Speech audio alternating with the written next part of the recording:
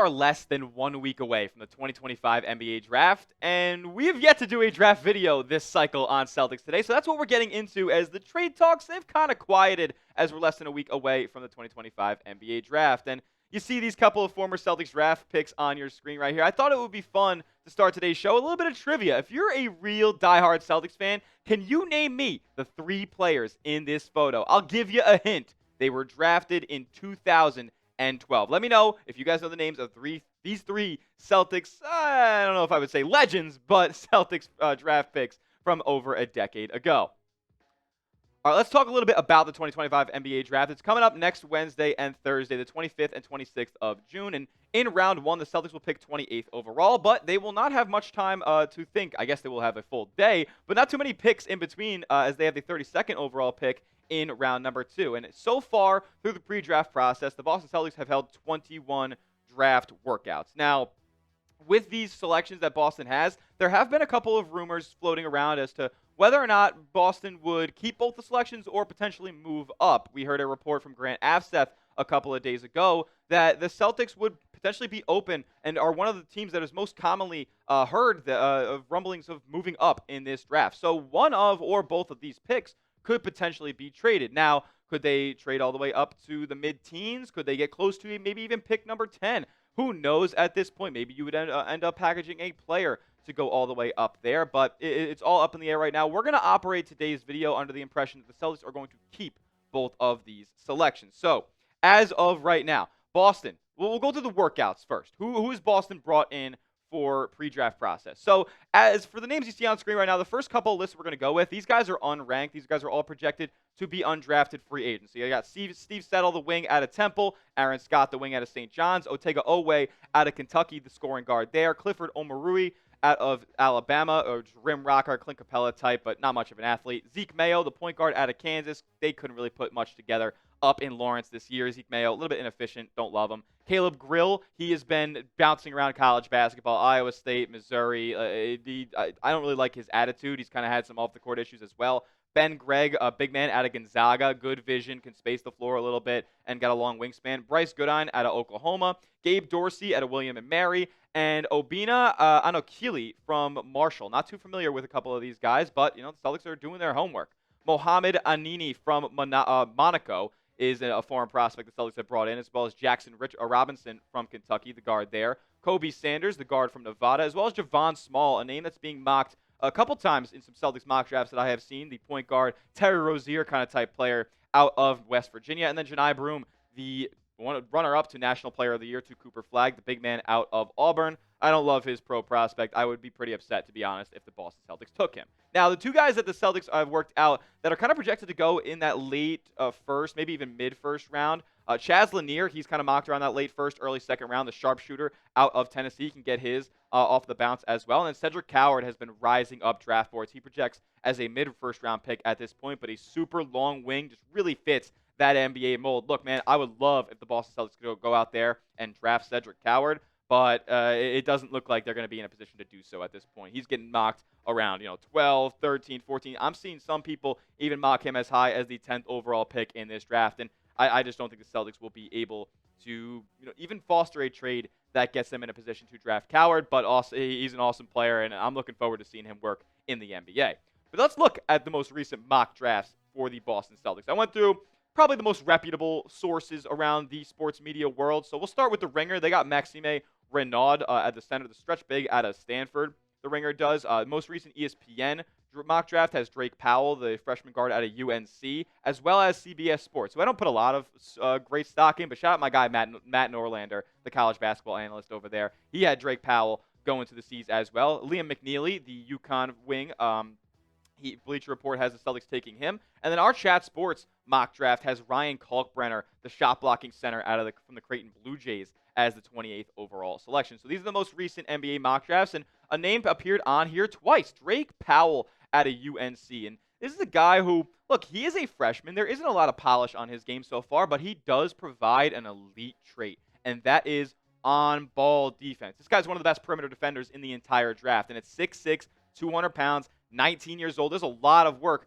to be done in his game, but he already provides an elite trait, which gives him a high enough floor to play at the next level. He's 19 years old. He projects right now as a late first or early second round draft pick. So he's in that kind of pool that Boston's going to be able to select from. With their two selections at 28 and 32, they can kind of look at the same, level and tier of players in this draft pool right now. And Powell is certainly one of the guys that fits that mold. If we look at what he did at the NBA Draft Combine, he tested pretty well, man. As a 6'6" player with a 7-foot wingspan, he's going to be able to get those, those deflections that he needs to get. He's actually a really, really good, just athlete across the floor. He can get up and down. He can follow defenders on their hip, wherever they are on the basketball floor. And, he does have some things to work on, though, in his game. He's not a great three-point shooter. And, if you're a Boston Celtics fan, you know that that's something that they're going to pride themselves on the offensive end. Now, the counting numbers for Powell at UNC in his freshman year weren't all that great. He only averaged 7 points a game, 3 rebounds. His numbers from 3 were good, but they weren't on a very high volume. There are definitely some concerns with him in that regard. And as far as how he projects as a pro, I mean, he's NBA ready physically, but he's a great spot-up shooter. He can't really create much himself. And another report from our guy, Nick Roloff here, who does all great NBA draft work, is he's got to improve on defense, but honestly, from his frame and athletically, I think he's going to project very, very well in that regard. And him bringing that elite trait already is something that I'm looking for in the Celtics draft pick. Because, he's a freshman, and that could signal that he's a project or somebody who's got upside down the line. You got to work on him and develop him over multiple years. But if Boston is set on keeping the core of Jason Tatum, Jaylen Brown, and Derek White long-term, they're not looking for long-term projects. They're looking for players that are going to be able to contribute right away and provide an elite trait. And I think Drake Powell does that with his on-ball defense. And when you consider where the Celtics are at financially, they're going to need guys who can play right away on these cheap rookie contracts. And, 28th overall selection, 32nd overall selection, those might have to be players that end up, being in the rotation for Boston next season. I think Drake Powell will have the opportunity to do that given his strengths on the defensive end. With that being said, comment your number 1 Celtics draft target. We're going to get into my top 5 Celtics draft targets in just a moment. But who is your guy? Let me know in the comment section who you want the Celtics to draft, at least at pick 28. All right, let's get into it. My 2025 Boston Celtics draft targets. We've yet to do this on the channel so far, so I'm very excited to get right into it. I am a college basketball nut, and I hope one of my guys ends up wearing green come June 25th. Let's get right into it. Ryan Kalkbrenner. Yeah, a couple of these names that you're going to see in this list are some of the names that were on the most recent Celtics mock drafts, and Kalkbrenner is no exception, man. An absolute rim protector, and a guy who I think could potentially become a floor spacer down the line in this league if he continues to develop his jump shot, which is getting better and better as time goes on. He is 23, so a guy who's had a lot of experience at the collegiate level and is dominated basically all the entire time. Multiple times the Big East Defensive Player of the Year. He projects as a late first, early second round, but I think a lot of people are very much sleeping on Kalkbrenner. 7'1", 250. I mean, he's got a 7'6" wingspan. This guy is an elite shot blocker. I'm talking not just protecting the rim, but he's got the ability to recover and move from an opposite low block to the other one and have the help defense to be able to reject a shot at the rim. He is that good, and he can move a little bit too, man. He shot 32 of 48 from 3 in his combine shooting splits too, so I really do think he's got upside in that regard. And look, he is a absolute lob threat. I know the Celtics don't run that typical just high pick and roll rim runner kind of style offense, but he's got that in his bag, and he can be your Luke Cornett replacement. I honestly think that he could start at some point for the Celtics last year. He filled up the stat sheet at Creighton in his final season. 19 points a game, 9 boards, elite efficiencies from the field.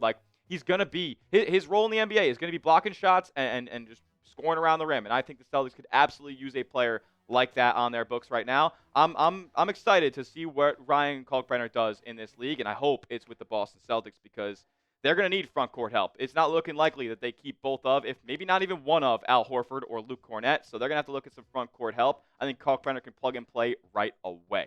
Let's move on to our second one. We're going to stick in the big man category, but kind of an opposite style of play. We'll go to Danny Wolf, the Yale transfer that ended up at Michigan this past year and completely changed his style of play. Not an athlete by any means, but man, is he a wizard with the basketball. He's kind of really, just completely transformed his game. He was definitely more of a true big man during his days with the Yale Bulldogs, but when he came over to Michigan, man, he was running pick and rolls. He was kind of running quasi-point guard for them. He's got elite passing skills. His jump shot needs a little bit of work, but this is a high IQ basketball player, and somebody who I really believe is going to be on the Celtics radar for the coming days and as we get closer and closer to this draft, because he was awesome. And look, his measurements, they're not going to blow you away, but he is a 7-footer. He does have a positive wingspan, so that is good, but he's not going to wow you. Look, his three-pointer was not great at the NBA scouting combine, so that is something that he's going to have to improve upon. But I do think down the line he'll be able to be a guy who can work in a 5-out offense and work along the perimeter. He's got good ball handling skills, got good vision, and I think that's going to translate very much so to the NBA. Our scouting report from Nick Roloff here says he's a quality ball handler and passer for his size who ran the offense. He plays hard on both ends, on and off of the ball, and has upside as a shooter, but the mechanics and release need improvement. So it's a little bit of an ugly shot at this point. He was actually kind of working in a couple of off-the-dribble jump shots in his game at Michigan. It was kind of crazy to watch a 7-footer do step-back jumpers in the mid-range, but he has it in his bag, and hopefully that ends up translating to the NBA. And if it is with the Boston Celtics, I think he's absolutely somebody who fits Joe Mazzulla's style of play, even if the jump shot needs a little bit more work. Let's move on here from two bigs. We'll go to the guard spot, as the Celtics have been rumored to be looking at a slew of point guards in this draft. Let's go to Ben Saraf from Israel, who played in Germany professionally this past season. Look, man, if we're looking for a true point guard, Saraf is going to do it. And he's also not exactly a small guard either. So, if you're concerned about, he's not really having size in their backcourt with Derek White and Peyton Pritchard for the future. Well, Ben Saraf, 6 foot, 200, 19 years old, and he's got a lot of skills that are already NBA ready at this point. Definitely more of a traditional true point guard. Did not test at the NBA scouting combine, but look, man, he is one of the players who's kind of jostling around NBA draft boards. Some people have him going in the teens. Some people have him going late in the first. And that's kind of what I've been seeing for the most part. Roloff said that he's a smart point guard in the pick and roll who knows how to manipulate defenders. He's an efficient dribble driver and finisher below the rim. He's an improved shooter, especially off of the catch, but it's unlikely it'll be one of his best traits. Look, he is a dynamic point guard. He's got shades of a Tyrese Halliburton type of player, although he maybe doesn't have the best overall mechanics as a jump shooter. Look, 28%, that's ugly from three-point range, but he's probably facing pretty physical defenses over there in the Bundesliga. I think he's going to be very, very fine in the NBA. Is he my number one prospect overall? No, I have a couple point guards ranked ahead of him at this point, but if he's the pick at 28, I think it's going to be great value for the Celtics, and it's another ball handler as they are primed to probably lose Drew Holiday in free agency. We got two more draft targets to talk about in just a moment, but make sure you hooked up with this awesome hoodie right here that I just pointed away from.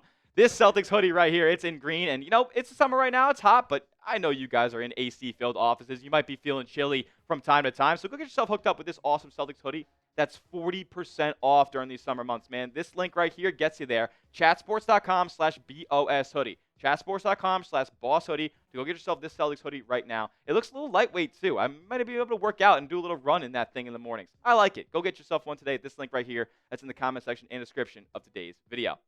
All right, let's move on from number 3 to number 4 on my Celtics draft targets, and that's Maxime Renaud, the stretch big out of Stanford. So if the Celtics are going to lose Kristaps Porzingis this offseason, look no further than the sharp shooting big out of Stanford. Look, if the Celtics want to continue to run 5-out offense, then they're going to need to have 5-out players on their team. And look, there's no guarantee that Kornet and Horford are on this roster next year, and Kornet's not even a floor spacer himself compared to what he used to do at the start of his career. Renaud is, and he's 22 years old, got a lot of experience, 7'1".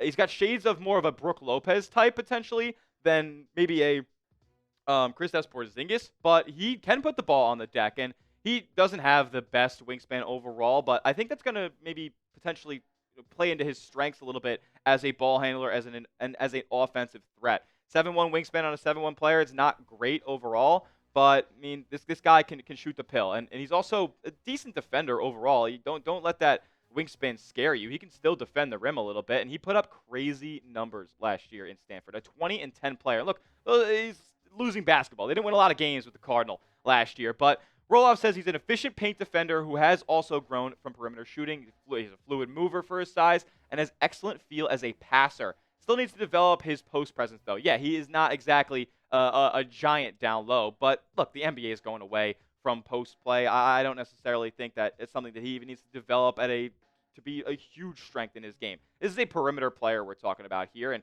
somebody who I think fits seamlessly to this Boston Celtics kind of scheme and outlook offensively. I would not be mad whatsoever if this was selection at 28.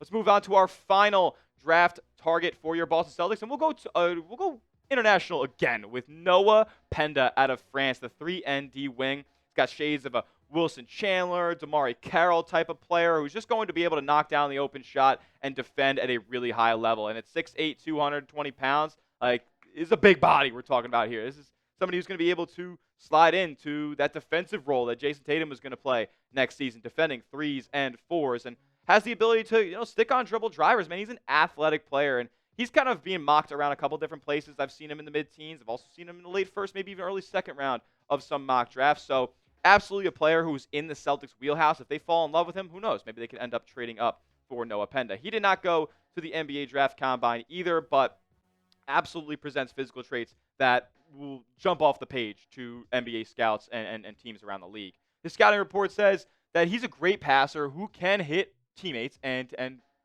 teammates in lanes from anywhere, does the little things well, hustles, stealing, rebounding, and more, and has not shown much ability as a shooter. Did shoot 35% last year in France, but it wasn't on a super high volume. This is a defensive player that you're going to go out there and select here with Penda. Look, they're going to need more wing defense. They probably won't even have Sam Hauser on the roster next year with what his luxury tax penalty will look like. So you're looking at a team that employs Jaylen Brown, and then you look down the line and it's like Jordan Walsh and Baylor Shireman. So they're going to need legitimate perimeter defense on the wing, and Noah Penda absolutely fits that bill. I wouldn't be mad at all if he ended up being a Boston Celtic come next week. So with that being said, out of the 5 names we've talked about on today's show, pick one to draft. If it's Ryan Kalkbrenner, give me an RK in the comments section. If it's Danny Wolf, you want a high IQ, mobile big man who kind of runs like a point guard, give me a DW. If you want Ben Saraf, an actual, just true point guard, but with a big frame, give me a BS. If it's Maxime Reynaud and you want a Kristaps Porzingis replacement who can put the ball on the deck, give me an MR. And if it's Noah Penda, you want a 3-and-D wing from across the pond, give me an NP in the comments section. Let me know who you guys want in a Celtic green next week. That will do it for today's edition of Boston Celtics Today by Chat Sports. Make sure you are subscribed because we will end up going live for the NBA draft. We'll have everything covered as far as what Boston's going to do and who ends up getting selected. We'll break it all down here on the channel. So lock us in, hit that big red sub button. We'll see you guys on the next one. And as always, let's go C's.